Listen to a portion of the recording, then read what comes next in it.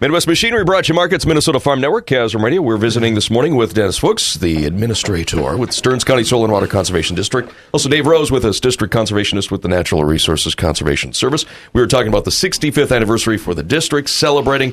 You have something, Dennis, there. Yeah, I wanted to read something that Ed Lensmeyer, former Stearns County Extension agent, and this is about 1950. This is Commissioner Lensmeyer's dad, who was very active in creating the Soil Water Conservation District.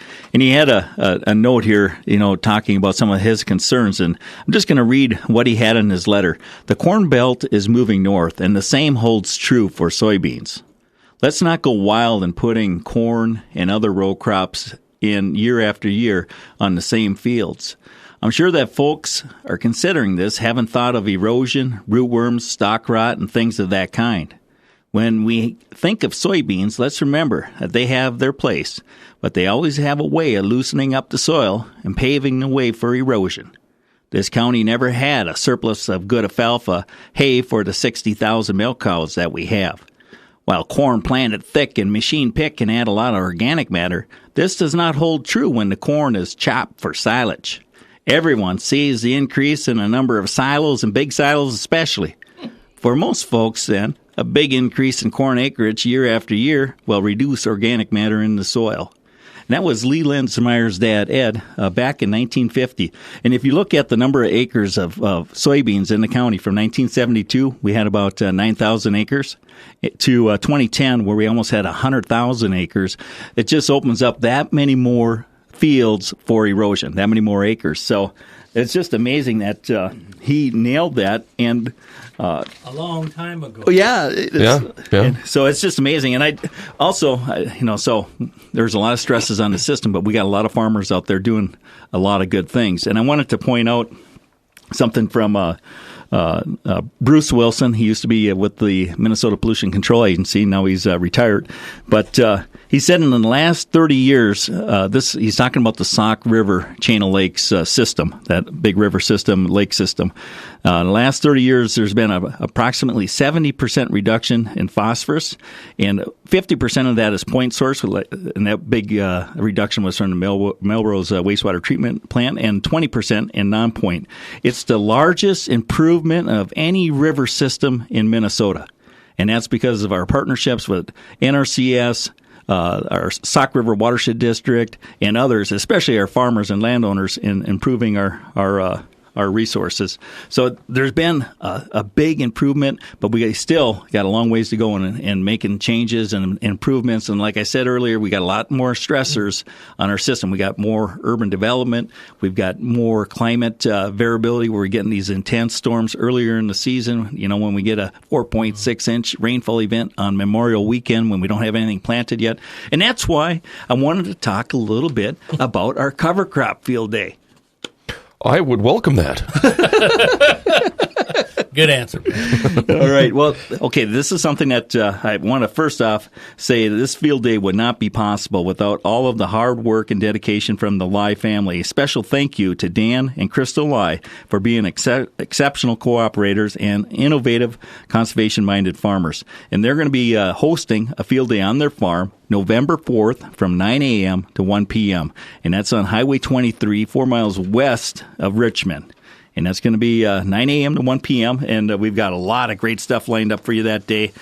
We're going to start off at about 9 o'clock, 8:30 with registration, and get into the program at 9 o'clock. Brad Wenz and Megan Herbst from the Stearns SWCD are going to talk about the plot details, talk about the different plantings they got going on out there, when they were planted, how they were planted, and then at 9:30, we're going to have Jody DeYoung-Hughes. She's with the University of Minnesota Extension. She's going to talk about the soils and how cover crops and soil health are impacted by keeping stuff growing on the landscape. And then at quarter after 10 to 1 o'clock, we're going to have an actual tour of the plots, and then we're going to have people talking, kind of like a walking tour. We're going to be covering cover crops, species, identification, and benefits. We got Jill Sackett from the University of Minnesota to give that talk. We're going to talk about soil biology and nutrient cycling. We got Sharon Lacknick-Wires from ARS Morris. I hope I got that right, Sharon. She'll tell you.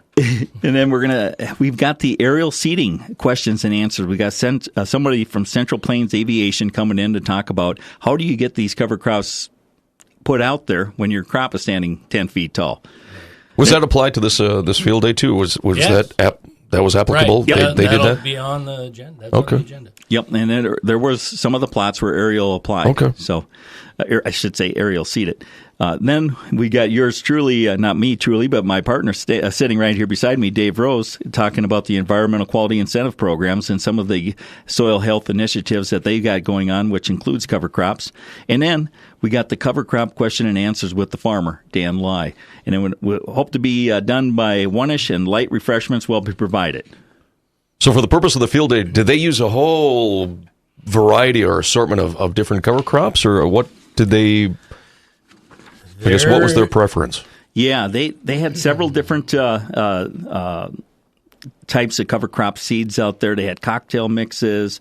They also had different ways of establishing this. They broadcast with slurry seeding. They did aerial seeding. They did just broadcasting the cover crop seed over the ground.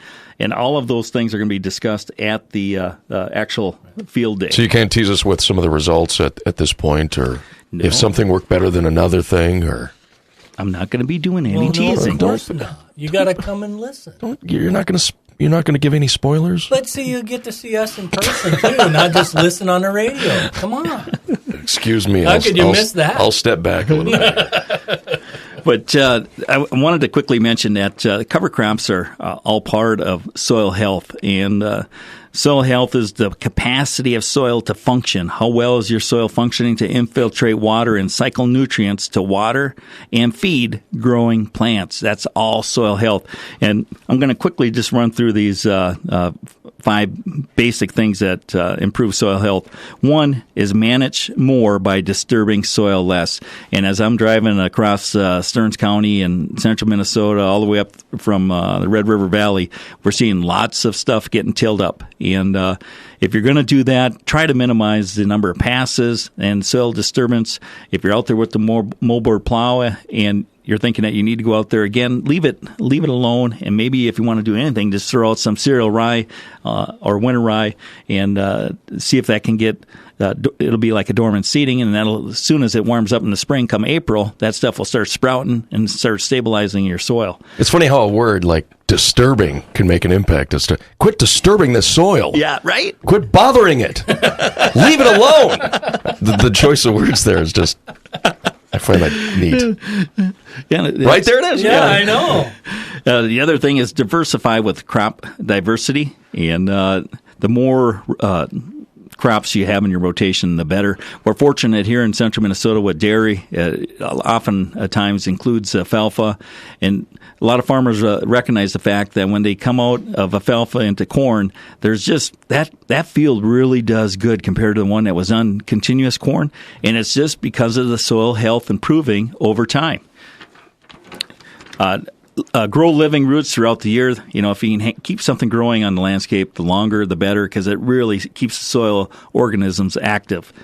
Keep the soil covered as much as possible, and those are the big 4 right there that a person needs to work on improving soil health. We have a perspective from a caller I need you to address. Okay. Sure. Here it is. Caller says cover crops may be best for overwinter, but if they don't plow in the fall, they will never get it in during spring. Or they'll never get in during spring, it says here. Is that On an individual basis, site-specific, that very well might be true. It depends on the situation. However, we've seen examples where cover crops themselves can provide a benefit that allows spring tillage where you wouldn't expect it. Some of the results we've seen of cover crops in being introduced into systems are actually quite surprising. They'll provide benefits that you didn't think you were going to get.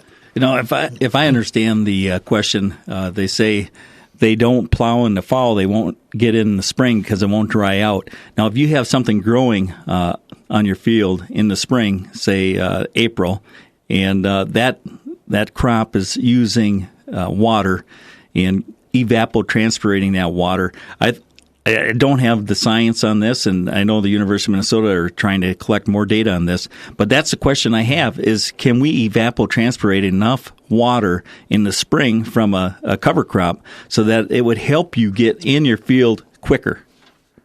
And I agree. I mean, I think the jury's out on that, and the data is being collected. It is something that's being looked into, and we'll find out more. Right. And if you're interested in trying that, don't try it on your whole farm. Just take a smaller field and give it a shot and see if you can make it work. Because I tell you what, if you want to innovate, we need the farmers to help us innovate, because we can't think of all the things in logistics that go into all the farming operations. And that's what bugs me when St. Paul or Washington, D.C. tries to tell the farmers what to do with no understanding whatsoever of the logistics that farmers go through to get things done to produce cheap food. Or the word evapotranspirate. Right.